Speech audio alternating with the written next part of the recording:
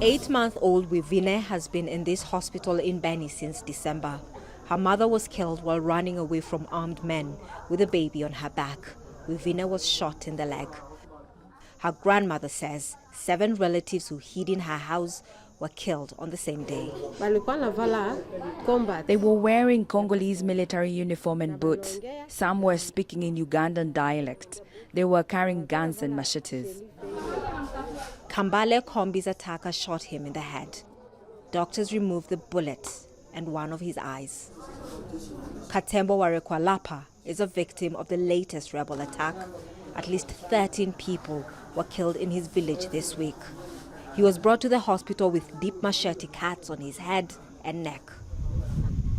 This is his village of Halungupa. A day after the ambush, Warekwalapa was too traumatized to talk to us, so his friend did. The attackers rounded up young men to carry what they had stolen from the village. On reaching the forest, they tied them up and started hacking them with machetes. Katembo pretended he was dead. Dozens of people are recovering from serious injuries.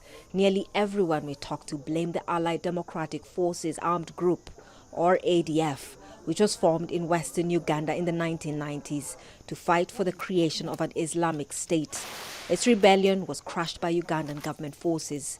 The fighters then crossed the border into neighboring Democratic Republic of Congo, where they've remained for nearly 20 years. You have some recruits that come from other countries, without mentioning which countries. There are these recruitment networks that bring them. We are trying to work with different groups, different countries, different capitals to stop such recruitment. But also you have to remember that not only they have these recruits coming from outside, they do a great deal of kidnapping.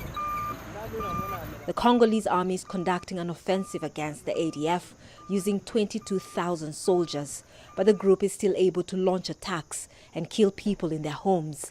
Nearly 1,000 civilians have died since the operation began in October. Many, including those from this village that has been attacked multiple times, have fled from their homes. This is a highway trading center that was one of the busiest just a few months ago. Government soldiers have now been deployed here, but many people are still afraid to come back. Back at the hospital in Beni, doctors tell us those recovering are lucky to be alive. Many others brought in with bullet wounds and machete cuts did not make it. Catherine Soy, Aljazeera, Beni, at the Democratic Republic of Congo.